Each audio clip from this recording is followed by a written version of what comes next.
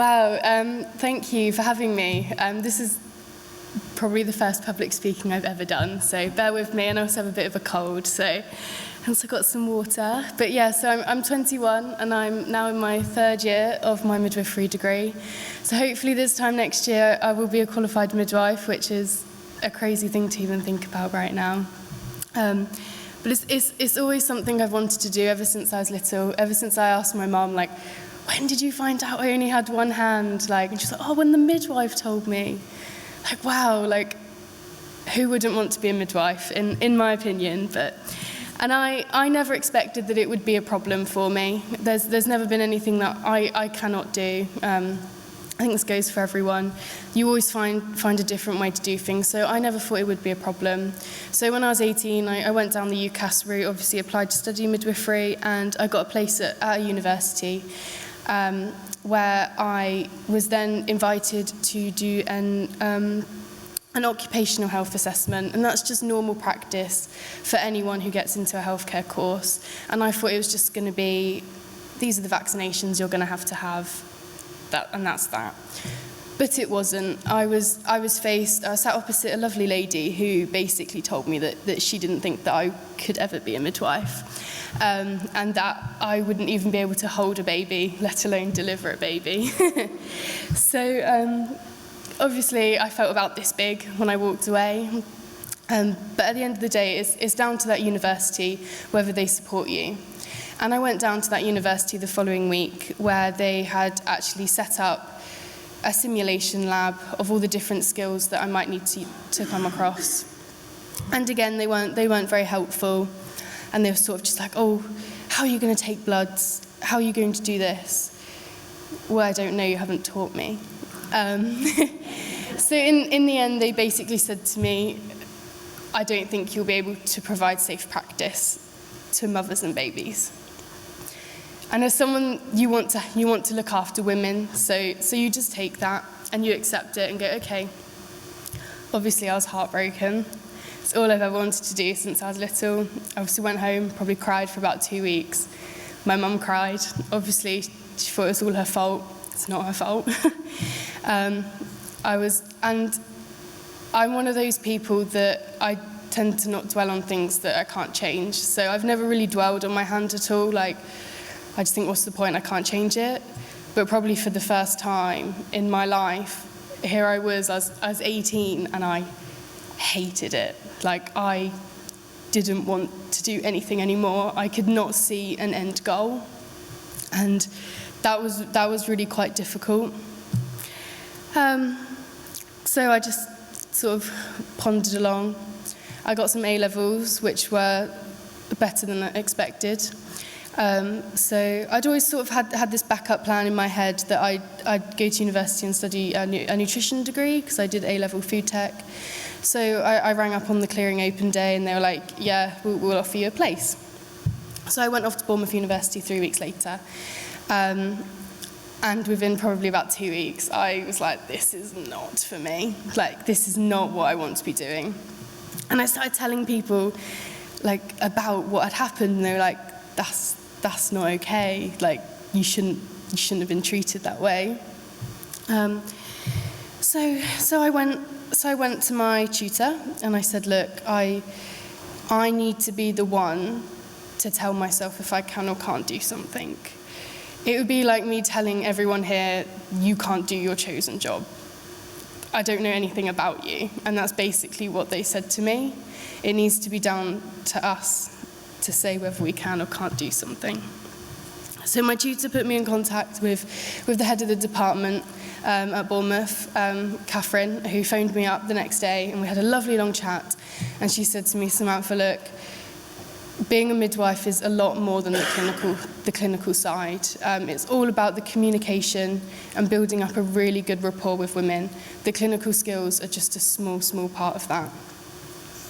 So I re-interviewed, and I got a place, and I didn't tell anyone, because I told everyone the last time, and then I had to tell everyone again that I wasn't going. So I kept it to myself. And I remember phoning my mum, being like, I've got another place, so I'm going to give it another shot. And understandably, she she was so nervous for me, as I was. I didn't want to then be turned down again. But she was supportive. And again, I had that same occupational health assessment, and I could just think it's just going to go back to how it was before. And I phoned Catherine, the programme lead at Bournemouth, and she said, Samantha, whatever they write in this letter, I'm tearing it up. You're going to be coming on the course because I believe in you. and that was really lovely. So I've got a little copy of what the lady wrote in my second letter. I'm not going to show you the first one because it's really quite horrible. But in this one, she basically goes ahead and says that she doesn't think I'd be able to carry out necessary procedures like delivering a baby. But then at the end, she wrote that I'm likely to be covered by the Equality Act of 2010. And then that made me think, wow, why didn't that happen last year? Why, this law's been put in place to protect us. And I knew nothing about it, and I let that happen. But so I was angry, but I thought, do you know what, it's a fresh start, and I'm with people who believe in me. So I started uni, and everyone was so supportive. So supportive of me. The tutors were amazing. They put on extra sessions for me in the skills labs, so I could build up those sessions before I went into practice. And I think what I was more nervous about was going into placement. So in a midwifery degree, it's 50-50. I'm 50% in university and 50% in practice. And I didn't want to be that student with one hand. That's what always was going through my mind. And just to add on to top of that, partway through my first placement, I also was diagnosed with cancer. So then I was like, I'm going to be that girl with one hand and cancer. So it was a really challenging time, but I had the support, and I believe this with everyone in any job, that if you don't have that support from people around you, you're not going to thrive at all, and you need to get out of that environment.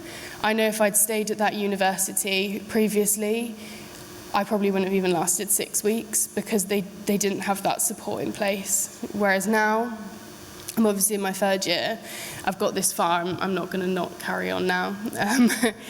I've had the most amazing support. My mentors, so when we're in practice, we have our mentors, which are qualified midwives, and they'll train me throughout my whole 3 years, and they've just been unbelievable.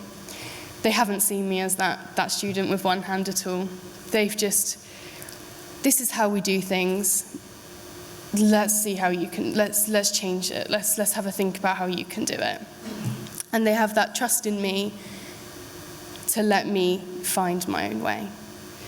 Because actually, there are the traditional ways of doing things, but doing things differently, it's not always the wrong way. And I quickly learned actually being part of the midwifery team, it's not an independent job at all. Like, you are surrounded by a team. And I quickly learned that my mentors would be asking other midwives for help. And then I thought, okay, this isn't so bad. I'm not just going to be thrown in there. And it's all just teamwork. And actually, my mentors were like, oh, Samantha, can I just have an extra hand with this? So I'm like, oh, okay, like, some things do need two people. And now they know that I might just, it's silly things, like I can take bloods, I can catheterize, I can most definitely deliver a baby.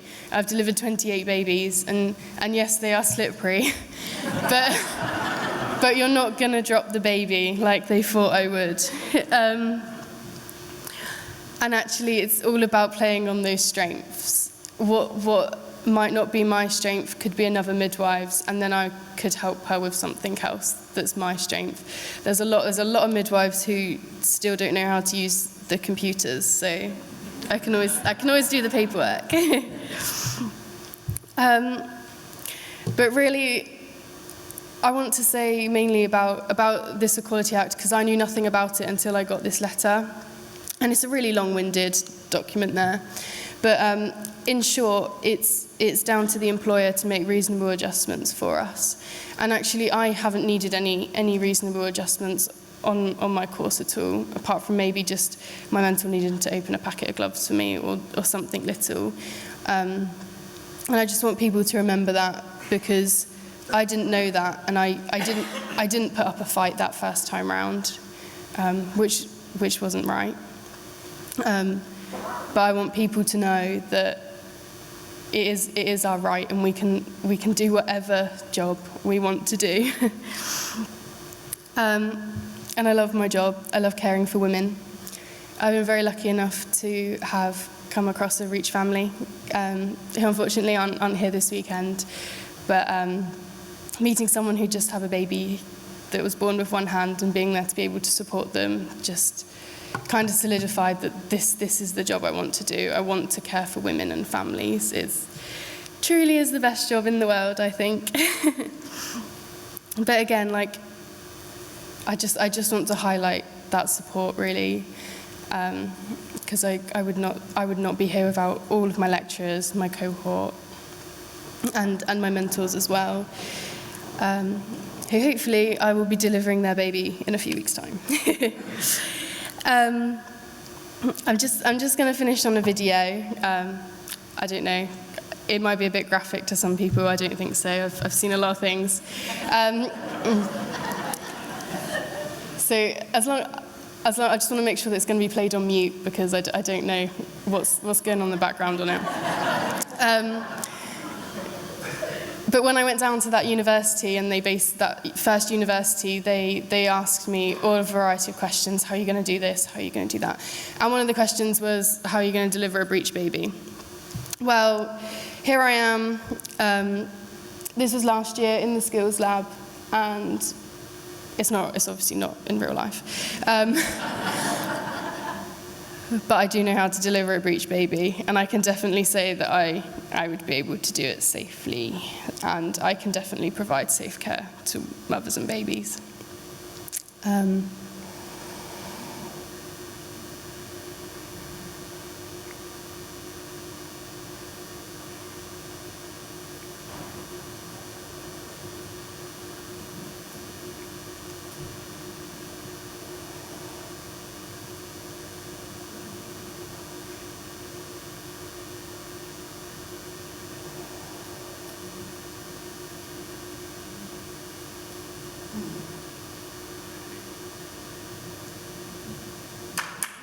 Thank you.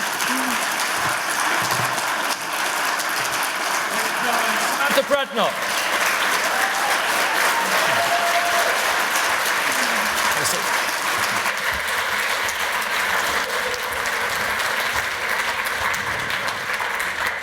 Really impressive, almost as impressive as that gadget. Whoever knew those things existed? Incredible. We always wanted to know how you learn things like that. Again, what I loved hearing was your honesty, and also the challenges that you overcame, and your emotional journey that you went through that. There'll be lots of people here who will be having children, looking at their careers, looking at their futures. You gave us some really practical advice there about the law. What other tips would you give to a parent whose child may be looking at a career where the fact that they might have missing digits, missing limbs, might affect the potential of them doing that job? How would you suggest they deal with that? Just don't give up. Hang on, there's the microphone there somewhere. Yeah. Yeah, just don't give up. But actually, if you're actually faced with being in a situation where you know those people actually aren't going to be supportive of you anyway, you need to just find someone else. Find someone else that is going to be supportive of you. I know my mum definitely felt that she felt like she could have done more to fight my case first time round, but that wasn't the case at all. Like, you can't change people's perceptions of you sometimes. That it's just not going to happen. So you've just don't give up. It's quite interesting, your experience, where the first time you met all this resistance and then you found people who were incredibly supportive. In your experience, do you think it is getting better, or is it something we're still having to fight for and we're really having to push really, really hard for? I think it's definitely getting better. In my practice, obviously, I've looked after hundreds of women, and actually only 2 people have ever asked me what happened to your hand. Most of the time, they either don't notice, or they just don't say anything. More people have asked me about the scar on my neck from my cancer than they have about my hand. And I think people are definitely becoming more open to it. But obviously there are always going to be people that do have that barrier up. You've got a disability, you're not going to be able to do it. But overall, I think it is getting better, I think. Well, you've certainly given a tremendous amount of inspiration. Please feel free, keep on making your comments on Slido, keep asking your questions. We'd love to hear from you. And we did have one comment already from someone saying, please, we would love you to deliver our next child. So I'm not sure if they're planning a next child deliberately, just so that you can partake in that. I don't know, but we'll see. There's a few things here. One of the questions there, have you taken your learnings and experiences back to the original university and maybe delivered a fairly sort of direct message to them? Yeah, definitely once I qualify. Yeah, hence why I don't really want to name that university yet. But well, no, maybe getting a photocopy perhaps of your degree? Oh yeah, definitely. No, yeah, they will be made very aware once I qualify of the mistakes that they made, definitely. And one of the things actually somebody said here is Reach needs to find a way to use your experience in going forward to help other Reach members. And of course that's part of being the family. You've been with the family since you were a toddler, as we said in your introduction. Yeah. You've seen the change in Reach over the years and how Reach as a family have adapted to things. How important was it for you to have that continual contact with other people who may be been through not dissimilar experiences to you, and certainly when you got to this age where you're starting to look at your career? Oh, definitely. Like, again, it's that support. It's like I've been part of Reach since I was a toddler, and I've been to all the activity weeks, so where I've made friends for life, and without them and without obviously the support of Reach and being able to just like send a message to some people who might be in the same situation, it's just really helped. Well, we've just had, and it's a perfect way to close, we've just had this lovely message from somebody who said, can't believe this is your first time public speaking, you're a natural. Really inspiring and really interesting to hear, thinking about our daughter's future. Good luck. Can't top Thank that. you. Ladies and gentlemen, one more time. Samantha Bradnock, well done. Thank you, well done.